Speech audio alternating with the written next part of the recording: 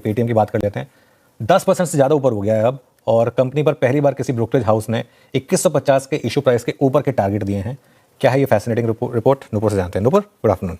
Good afternoon. बिल्कुल पहली बार किसी ब्रोकरेज हाउस की तरफ से इतने बड़े लक्ष्य यहाँ पर आते हुए नजर आए। 2150 रुपए का इशू प्राइस था, उसके ऊपर का लक्ष्य बर्नस्टीन की तरफ से आते हुए दिखा है। 2200 रुपए का टारगेट आपको दिखेगा। मौजूदा भाव से ऑलमोस्ट 50% का अपसाइड उन्हें नजर आता है। आउट परफॉर्मेंस की रेटिंग है। टारगेट प्राइस बढ़ाया है, पहले 1500 रुपए का लक्ष्य था, उसे बढ़ा के 2200 रुपए का लक्ष्य कर दिया है। उनका कहना है कि FY28 से यूपीआई ट्रांजैक्शन पर MDR जो है उससे जो बेस होगा वो बढ़ोतरी होती हुई दिखेगी। रेवेन्यूज और एबिटा में आपको ये नंबर्स जो है FY28 से आने नजर आ जाएंगे। MDR से नेट पेमेंट मार्जिन 3 से 4 बेसिस पॉइंट यहाँ पे बढ़ोतरी होती हुई नजर आ सकती है। FY28 में एबिटा देखें तो ऑलमोस्ट 1320 करोड़ की बढ़त यहाँ पर बर्नस्टीन की तरफ से आती हुई दिखी है। EPS की बात करें तो FY30 तक करीबन 30% बढ़ सकती है। 106 रुपए ये आंकड़ा पहुंचता हुआ नजर आ सकता है।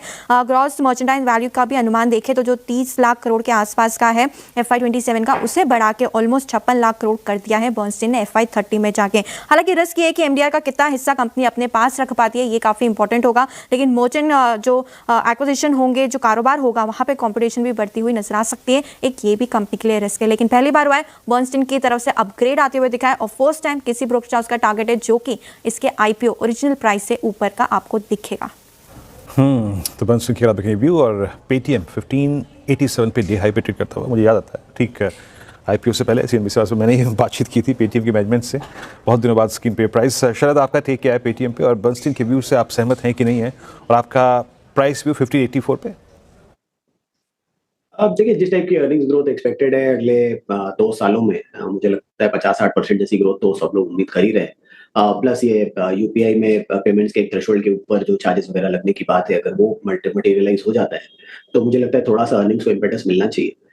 बट अगर आप कंजर्वेटिवली भी पकड़ के चले तो मुझे लगता है 40-45-50% जैसी ग्रोथ आनी चाहिए। तो 40-50 का मल्टीपल मिलना बहुत मुश्किल नहीं होना चाहिए। तो अगर FY28 के नंबर्स पे भी मैं देख रहा हूँ तो मुझे लगता है लगभग एनीवेयर बिटवीन 1600 से 1800, तो 1700 साढ़े 1700 तक के टारगेट्स हो सकते हैं।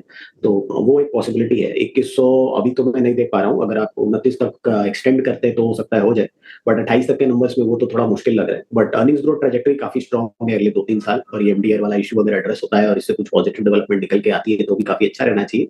बट मेरे हिसाब से कंजर्वेटिवली भी आप लेके चलते हैं तो 1-1.5 साल में 1700-1750 तक के टारगेट्स आ सकते हैं। Okay, meanwhile